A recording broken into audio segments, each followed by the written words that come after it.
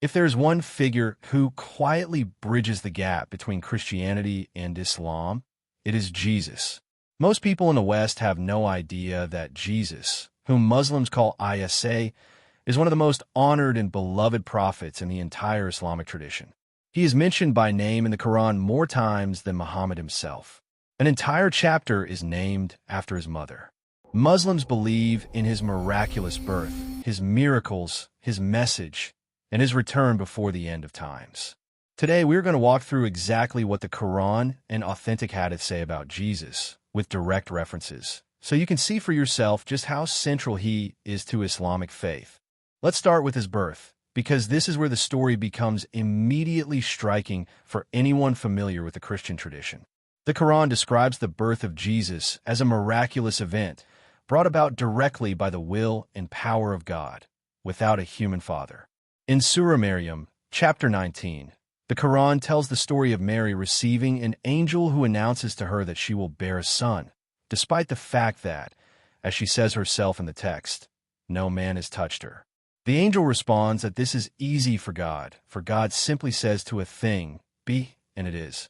This exact phrase appears again in Surah Al-Imran, chapter 3, verse 47, describing the creation of Jesus.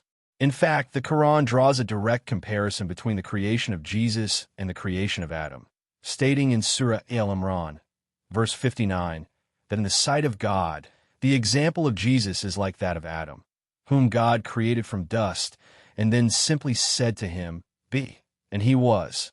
This comparison is worth sitting with for a moment, because it shows that the miraculous nature of Jesus' birth is not treated by the Quran as something strange or exceptional beyond God's normal power, but rather as one clear example among others of God's ability to create life however he wills.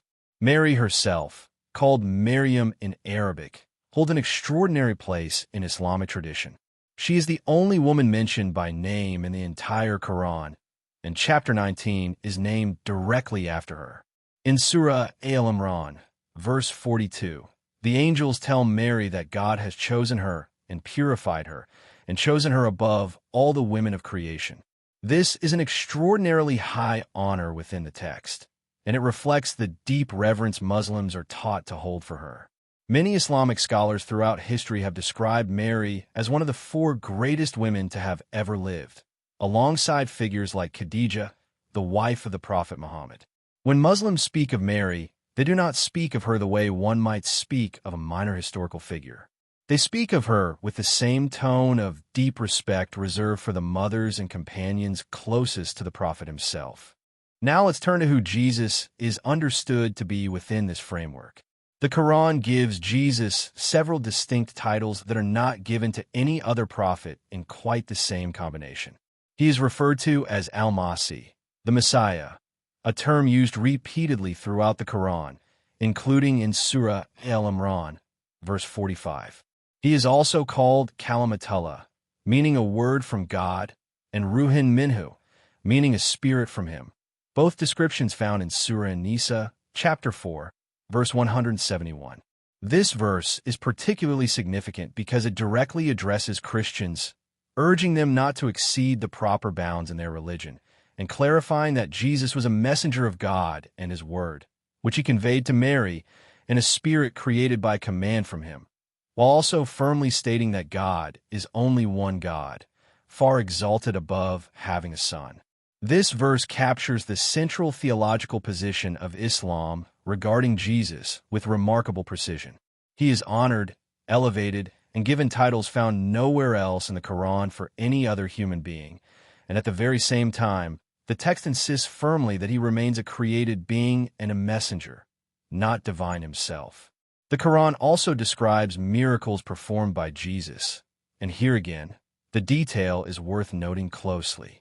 In Surah Al-Imran, verse 49, Jesus is described as speaking even as an infant in the cradle, defending his mother's honor against those who doubted her.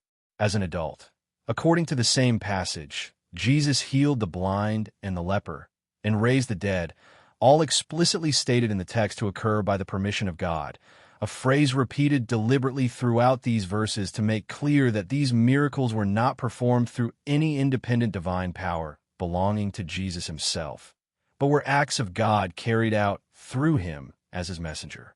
In Surah Al-Ma'idah, chapter 5, verse 110, God reminds Jesus of the favor bestowed upon him, listing these same miracles, including the remarkable detail of Jesus forming a bird out of clay, breathing into it, and it becoming a living bird by God's permission. These stories closely parallel accounts familiar to Christian audiences, though the Quran consistently frames them as demonstrations of God's power working through his prophet, rather than evidence of Jesus' own inherent divinity. Perhaps the most theologically significant and widely discussed difference between the Christian and Islamic understanding of Jesus concerns the crucifixion. This is a sensitive topic, and we want to present it clearly and respectfully, simply laying out what the Islamic texts state without arguing for or against any particular tradition's belief. In Surah An-Nisa, verse 157, the Quran directly addresses this event, stating that the people did not kill him, nor did they crucify him, but rather it was made to appear so to them, and that those who differed on the matter were themselves in doubt, having no certain knowledge, only following conjecture. The verse concludes by stating with certainty that they did not kill him for certain, but rather God raised him up to himself. This is the foundation of the mainstream Islamic belief that Jesus was not crucified, but was instead raised bodily to heaven by God, to be preserved for his eventual return. It's worth noting that Islamic scholars throughout history have offered various explanations for exactly how this occurred, though the core belief that Jesus was saved from crucifixion and raised to God rather than dying on the cross remains consistent across mainstream Islamic thought. This brings us to what may be one of the most surprising details for a Western audience: the belief that Jesus will return. This is not a fringe or minor idea within Islamic theology. It is a well-established belief rooted in authentic Hadith, the recorded sayings and teachings of Prophet Muhammad. In Sahih al-Bukhari, one of the two most trusted collections of Hadith in Sunni Islam, the Prophet is recorded as saying that the hour will not be established until the Son of Mary descends as a just ruler, breaking the cross, ending oppression, and establishing peace. Sahih Muslim, the other of the two most authoritative Hadith collections, contains similarly detailed narrations describing his return, in which Jesus is described as descending near a white minaret in Damascus and going on to fight against falsehood and injustice in the world. Muslims believe that upon his return, Jesus will not bring a new religion, but will affirm the truth, live as a righteous and just man, and eventually pass away a natural death, to be resurrected again on the day of judgment like every other human being. This detail matters because it reflects how Islamic theology consistently reinforces the idea that Jesus, despite his elevated status and miraculous nature, remains fully human and fully a servant of God, not divine himself, even in his return. So what does all of this add up to? Within Islam, Jesus stands as one of the 5 greatest prophets sent by God, a group Islamic tradition refers to as Ulul Azm, the prophets of firm resolve, alongside Noah, Abraham, Moses, and Muhammad. He is honored with a virgin birth, direct divine miracles, unique titles found nowhere else in the Quran, and a promised return before the end of the world. And yet, throughout every single verse that honors him, the Quran repeatedly and deliberately draws a clear line, insisting that Jesus, however extraordinary, remains a prophet and a servant of God, not God himself, and not his literal son. In Surah Al-Ma'idah, verse 75, the Quran states plainly that the Messiah, son of Mary, was no more than a messenger.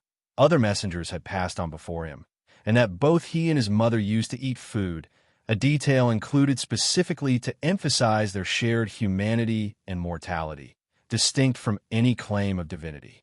For many Western viewers encountering this for the first time, this can be genuinely surprising. The assumption is often that Islam and Christianity share little common ground. Yet here is a figure honored deeply, reverently, and repeatedly by both traditions, a mother honored above all women, miraculous events described in remarkably similar detail, and a shared expectation of his eventual return. The disagreement, when it comes, centers specifically on the nature of Jesus, human and divine, according to Christian theology, fully human and a prophet according to Islamic theology, rather than on his significance, his miracles, or the honor owed to him and his mother. This is precisely the kind of common ground we believe deserves more attention. Not to erase real theological differences, which are significant and deserve honest acknowledgement, but to show that two of the world's largest religions, followed by well over half of the planet's population combined, hold Jesus and his mother Mary in profound and genuine reverence. In a world that so often focuses on what divides different faiths, it is worth pausing to recognize what unites them: a shared belief in one God, a shared reverence for the prophets, and in the case of Jesus and Mary specifically, a shared sense of awe at a story of miraculous birth, extraordinary compassion, and enduring hope for justice at the end of time. In our next video, we will continue exploring these threads that connect rather than divide, walking further into the story of Prophet Muhammad's life and the message he carried, a message that, as we've now seen, was never meant to erase what came before it, but to affirm, honor, and continue it.